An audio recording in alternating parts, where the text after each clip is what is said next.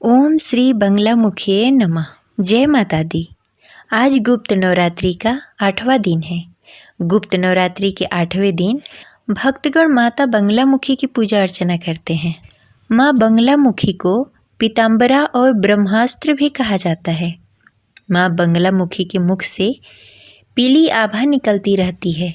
इनकी पूजा में पीले रंग का विशेष महत्व होता है। माँ बंगलामुखी को स्तंभ शक्ति की देवी माना जाता है।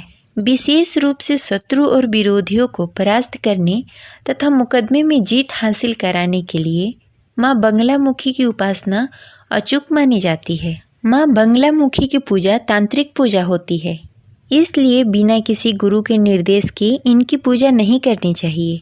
कभी भी माँ बंगलामुखी की पूजा किसी के नाश करने के लिए नहीं करनी चाहिए। माँ बंगलामुखी की पूजा में हमेशा पीले आसन, पीले वस्त्र, पीले फल और पीले नैवेद्य का प्रयोग करना चाहिए। माँ बंगलामुखी के मंत्र का जाप करने के लिए हमेशा हल्दी का माला प्रयोग करना चाहिए। माँ बंगलामुखी की पूजा हमेशा संध्या काल या मध्य रात्रि में करनी चाहिए। अगर आप अपने शत्रु और विरोधी को शांत करना चाहते हैं तो माँ बंगलामुखी के जन्मोत्सव और गुप्त नवरात्रि में इनकी पूजा जरूर करें। दरिद्रता दूर करने के लिए नियमित रूप से सुबह माँ बंगलामुखी की आराधना करें। अब हल्दी की माला लेकर दरिद्रता नाश के मंत्र का 108 बार जाप करें।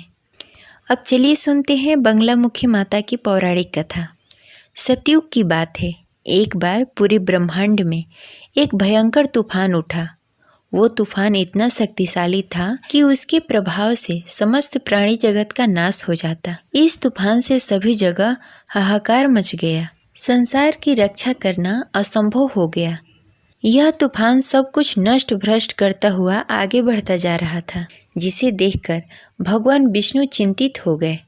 इस समस्या का कोई हल ना पाकर वह भगवान शिव को स्मरण करने लगे। तब भगवान शिव ने कहा, शक्ति रूप के अतिरिक्त अन्य कोई इस विनाश को नहीं रोक सकता, अतः आप उनके शरण में जाएं। तब भगवान विष्णु ने हरिद्रा सरोवर के निकट पहुंचकर कठोर तप किया। भगवान विष्णु के तप से देवी शक्ति प्रकट हुई। उनकी साधना से महात्रिपुर सुंदरी प्रसन्न हुई। सौराष्ट्र क्षेत्र की हरिद्रा झील में जल क्रीड़ा करती महापीताम्बरा स्वरूप देवी के हृदय से दिव्य तेज उत्पन्न हुआ। इस तेज से ब्रह्मांड का तूफान थम गया। मंगल युक्त चतुर्दशी की अर्धरात्रि में देवी शक्ति का देवी बालामुखी के रूप में प्रादुर्भाव हुआ था। त्रैलोक स्तंभिनी महाविद्या भगवती बालामुखी ने प्रसन्न होकर भगवान विष्णु जी को इच्छित वर दिया और तब सृष्टि का विनाश रुक सका। देवी बालामुखी को वीररती भी कहा जाता है, क्योंकि देवी स्वयं ब्रह्मास्त्र रूपिणी है। इनके शिव को ब्रह्मा रुद्र कहा जाता है, इसलिए देवी सिद्ध विद्या है। तांत्रिक इन्हें स्तंभन की देवी मानते हैं। गृहस्थों के लिए देवी समस्त प्रकार के संशयों का शमन करने वाली है।